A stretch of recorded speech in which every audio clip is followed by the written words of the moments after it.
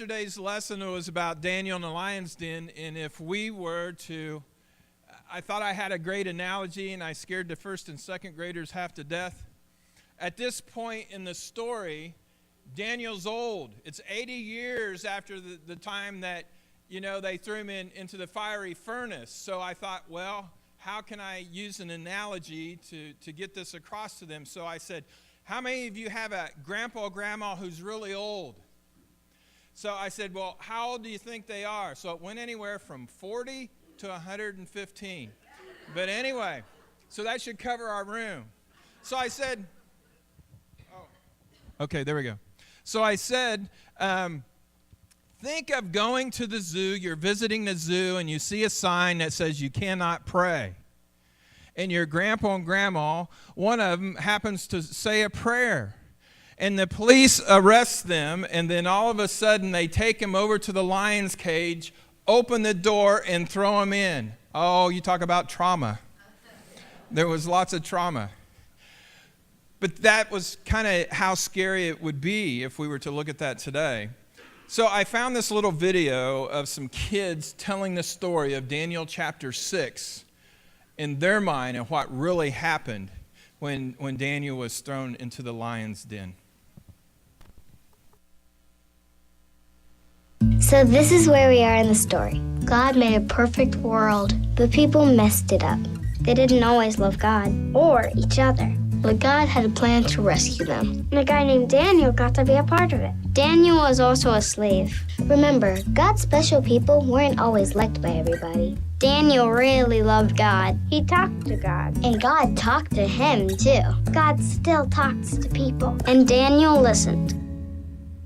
We can do that too. God helped Daniel understand things other people couldn't. And Daniel helped the king with the king's problems. And that made the king like Daniel a lot. He made Daniel his #1 helper and put him in charge of lots of other people. That made some people jealous. So they tried to get him in trouble. They were always watching, trying to catch him doing something wrong. But they couldn't. They saw him pray every day, 3 times a day.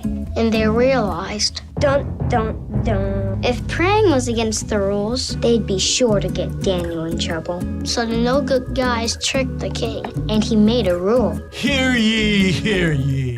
His name was King Darius. You can't pray to anyone but me.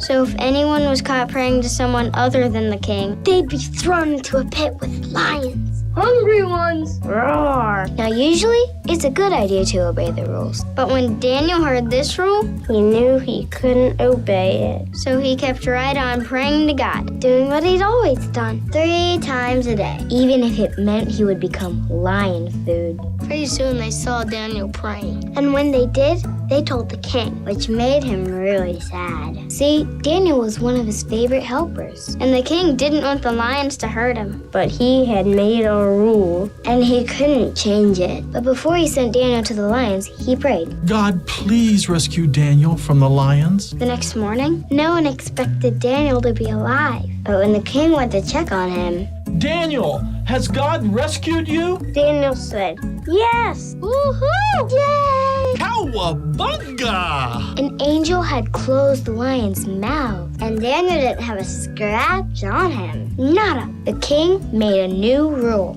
Everyone will pray to Daniel's God. And soon, just like God rescued Daniel, he will rescue everyone else with a very special hero. But that's another part of the story.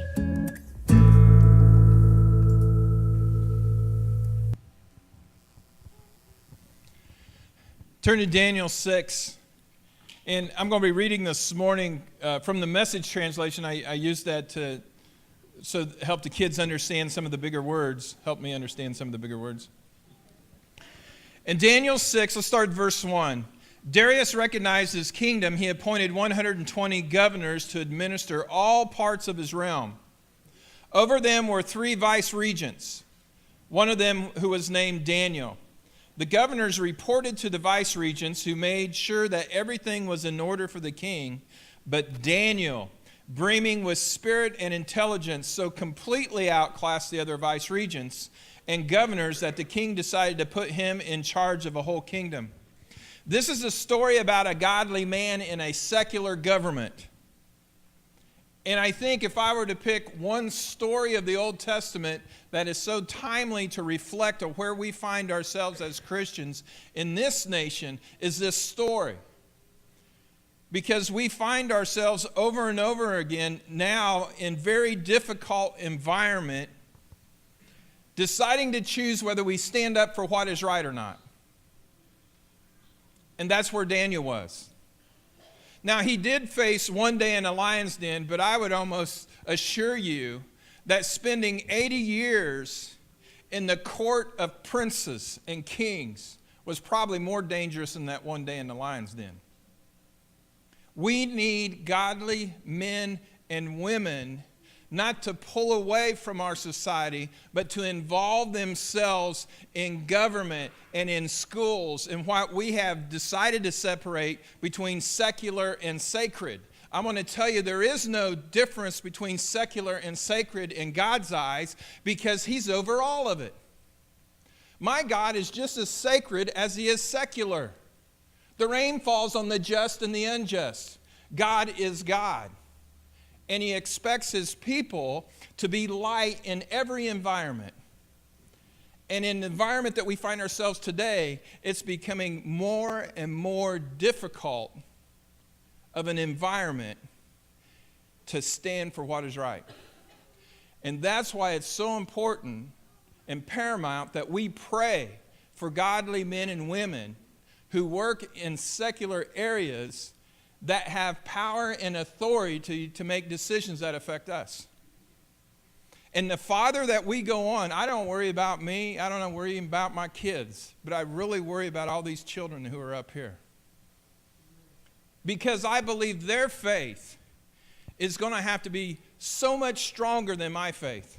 And I'm not worried about that, because it says God increases their faith. The increase comes from God. It's not something that we can do and produce because we're involved in something, or we've done this special study, or we've done that.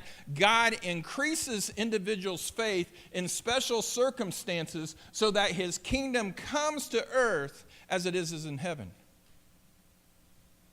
That's this godly person that Daniel was. Let's go on. The vice regents and the governors got together to find some old scandal or skeleton in Daniel's life. Boy, that sounds familiar, doesn't it? Just turn on CNN and Fox News. That they could use against him, but they could not dig anything up. He was totally exemplary and trustworthy.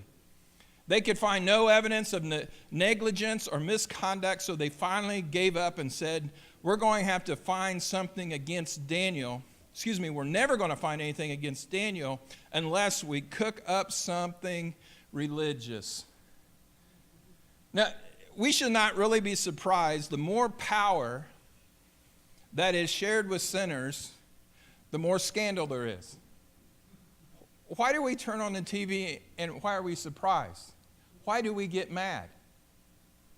Why do we go to some meeting in the community and we're just taken back? Why? That goes hand in hand.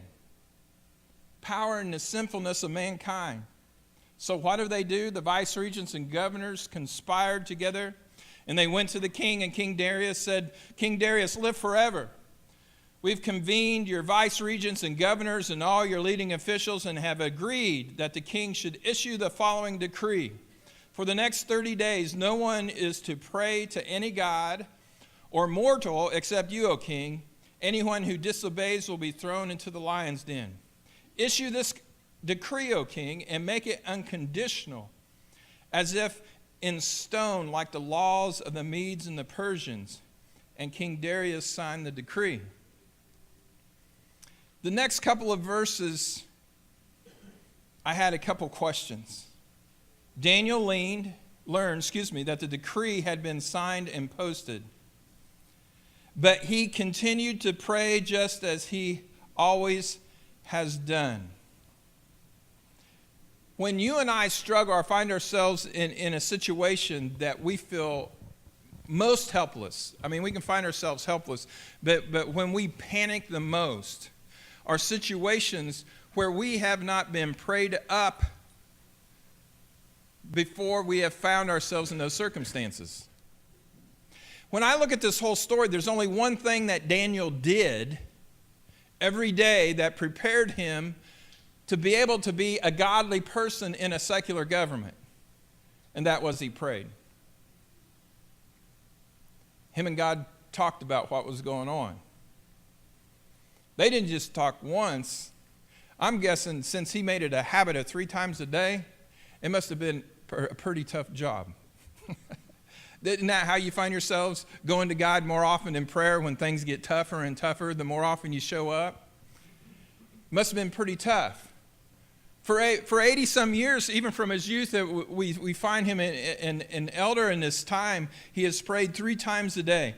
Now notice what happens from the conspirators.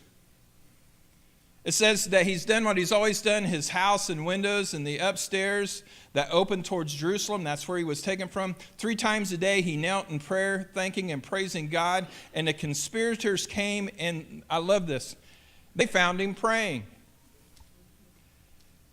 Do people find you acting like a Christian? Good question. If they showed up at your house and stayed long enough, would they actually see you bow your head and get on your knees and pray?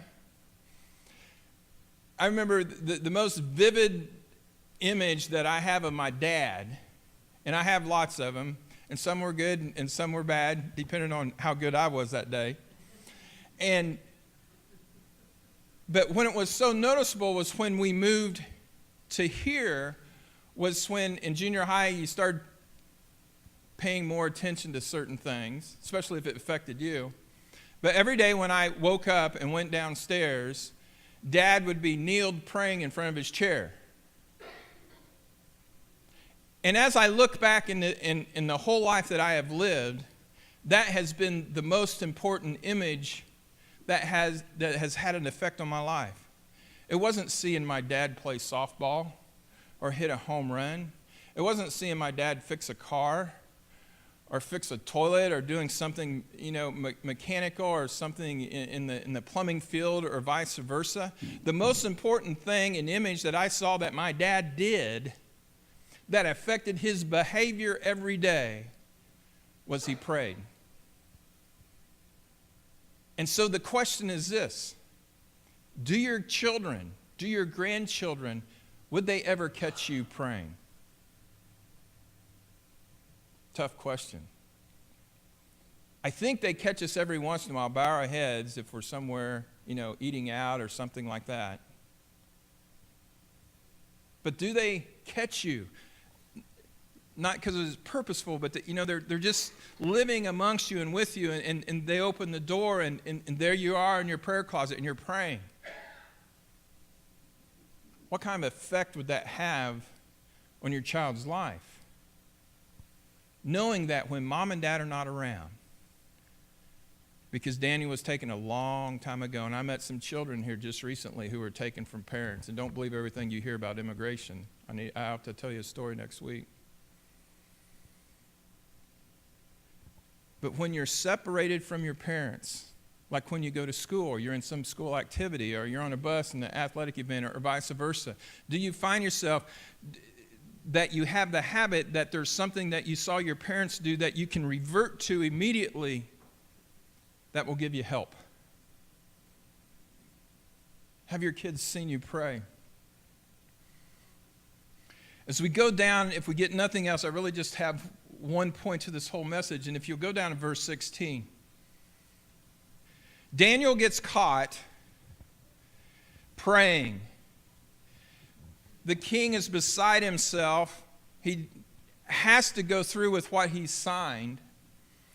And so we find Daniel and the king. It says the king caved in and ordered Daniel brought and thrown into the lion's den. And he said to Daniel, "Your God," he didn't say his God. People can believe in your God when they don't believe in a God at all. Chew on that this week. People can believe in a God and his power when they don't believe in a God at all.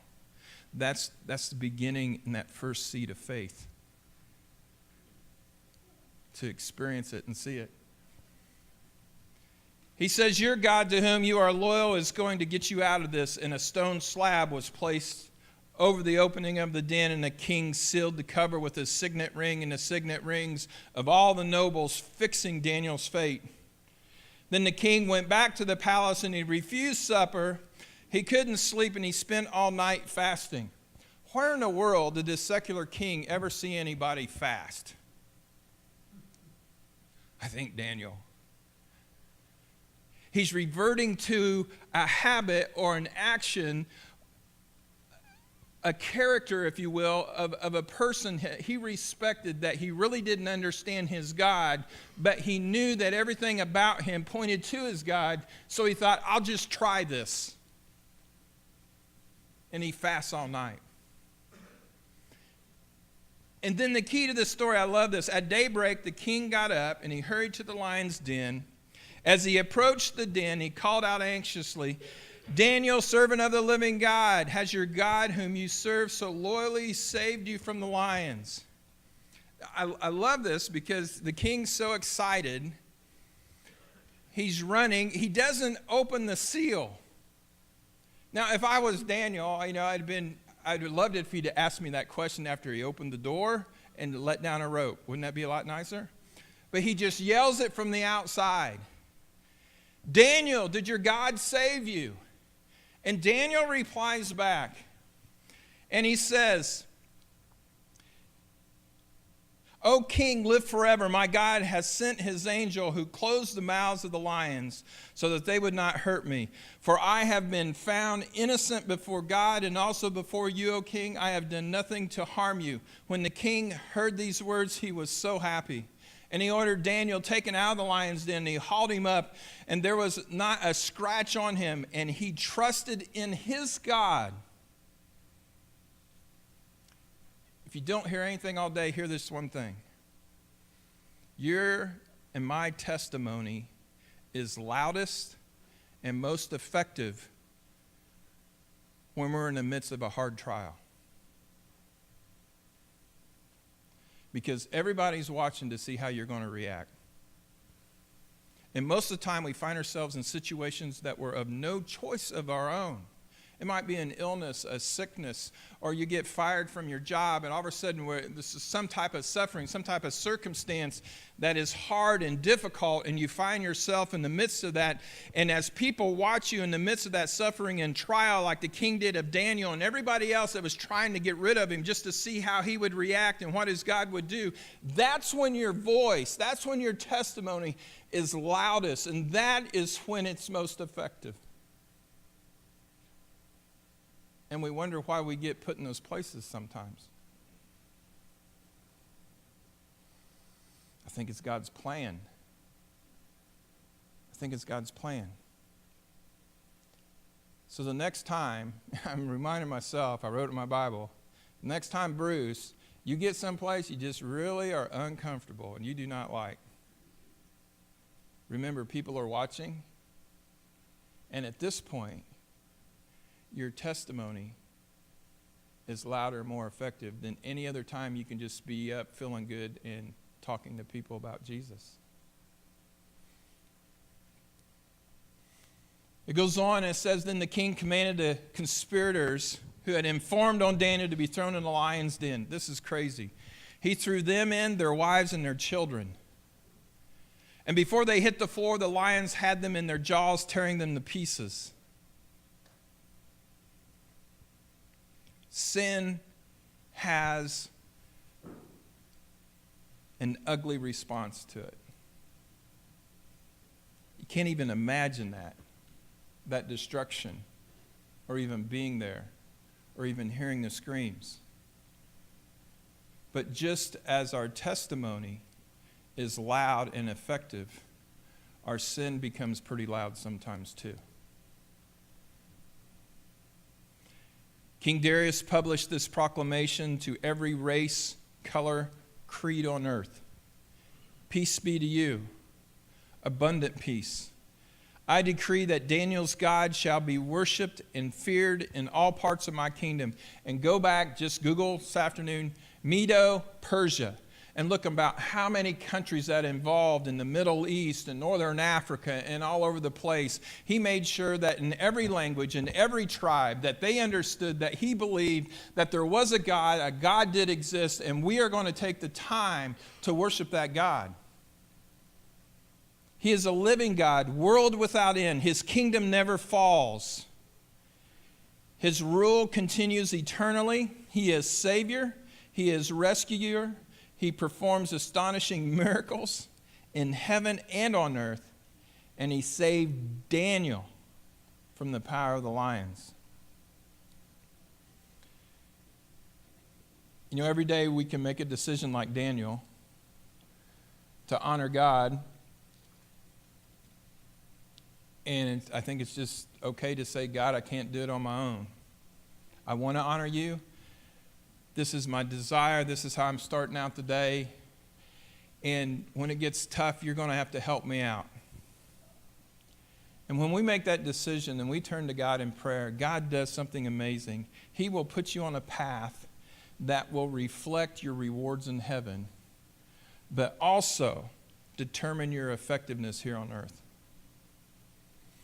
Yesterday, as we studied this lesson about Daniel in the lion's den, I was talking to the children. I told them if they knew that the church had this special room, this prayer room, where you can go and pray.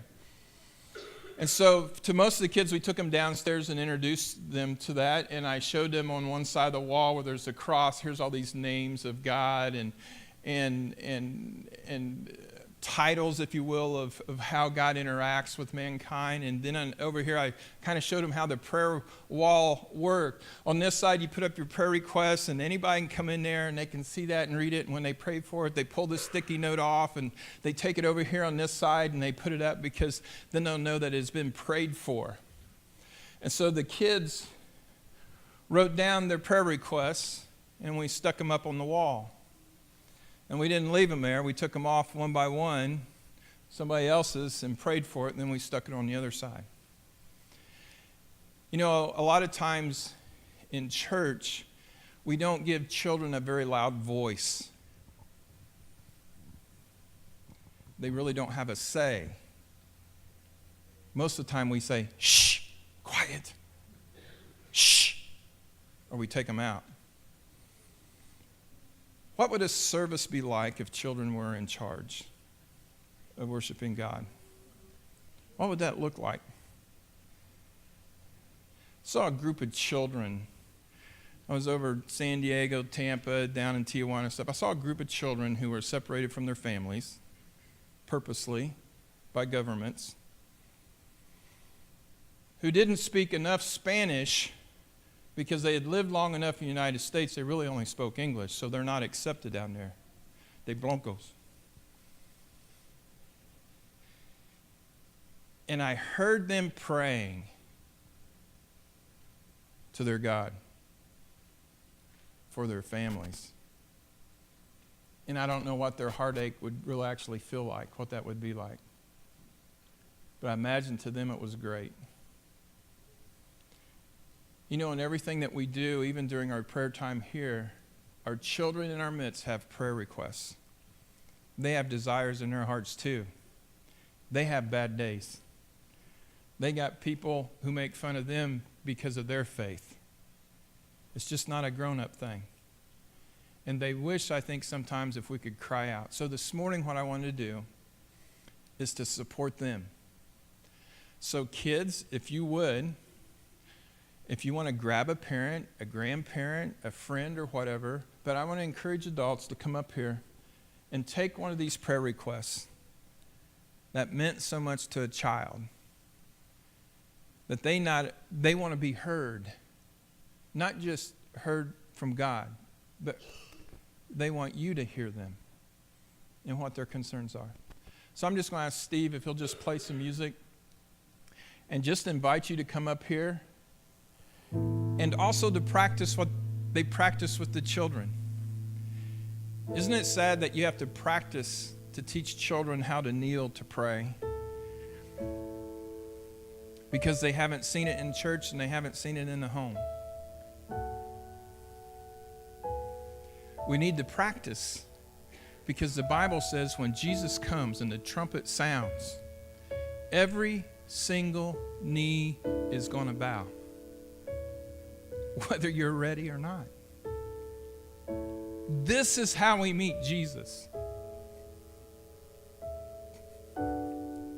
It's not standing, it's not sitting, it's not running, it's not in our car, it's not in our tractor, it's not in a classroom. We meet Jesus here. Will you come and pray?